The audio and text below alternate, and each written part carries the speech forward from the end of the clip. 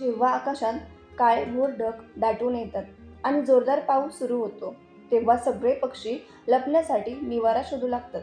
पण गरुड एकमेव असा पक्षी आहे जो पावसाला घाबरत नाही, तर ढगांच्याही वर जाऊन उड्डाण करतो. गरुडाची ही भरारी आपल्याला थक्क करते. पण मित्रांनो, गरुडाला हे आकाशाचा राजा बनण्याचे स्थान सहज मिळत नाही. त्यासाठी त्याला एका अशा भयानक वेदनेतून जावे लागते, ज्याचा आपण विचारही करू शकत नाही.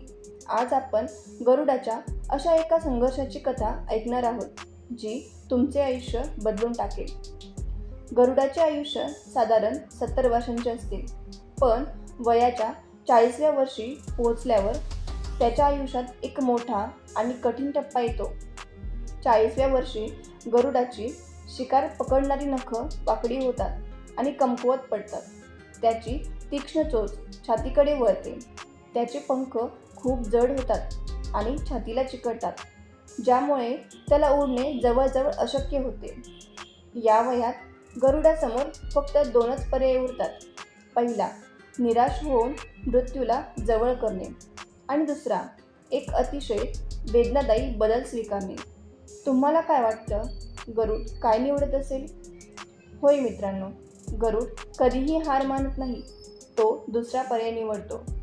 गरुड उडत उडत एका उंच पर्वतावर जातो आणि तिथे आपले घरटे बनवतो. तिथे सुरू होतो त्याचा 150 दिवसांचा अत्यंत खडतर आणि वेदनादायी प्रवास. गरुड आपली चोच एका खडकावर आपटून आपटून तोडून टाकतो. विचार करा, स्वतःची चोच तोडताना किती वेदना होत असतील. चोच तुटल्यानंतर तो नवीन चोच येण्याची वाट पाहतो. नवीन चोच आल्यावर त्याच चोचीने तो आपली जुनी नखं उपटून काढतो. नवीन नखं आल्यावर तो आपले जड झालेले जुने पंख एक एक करून शरीरापासून वेगळे करतो. 5 महिन्यांच्या या भयंकर वेदना सहन केल्यानंतर गरुडाचा एक नवा जन्म होतो.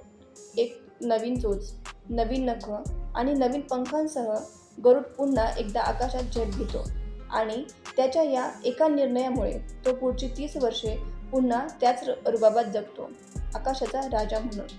मित्रांनो, गरुडाची ही कथा आपल्याला एक खूप मोठा धडा देते. आपल्या आयुष्यातही अनेकदा अशी वेळ येते जेव्हा आपल्याला वाटतं की आता सगळं संपले. आपण जुन्या सवयी, जुने विचार आणि भूतकाळातील ओझं घेऊन जगत असतो.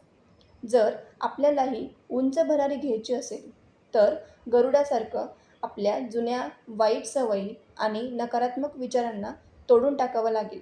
बदल हा नेहमी वेदनादायी असतो, पण तोच बदल तुमचे भविष्य सुंदर बनवतो. म्हणून आजच ठरवा, तुम्हाला जुन्या सवयींचे ओझे घेऊन जगायचे आहे की गरुडासारखी नवीन झेप घ्यायची आहे. व्हिडिओ आवडला असेल आणि यातून काहीतरी नवीन शिकायला मिळालं असेल, तर व्हिडिओला लाईक करा आणि तुमच्या मित्रांसोबत नक्की शेअर करा.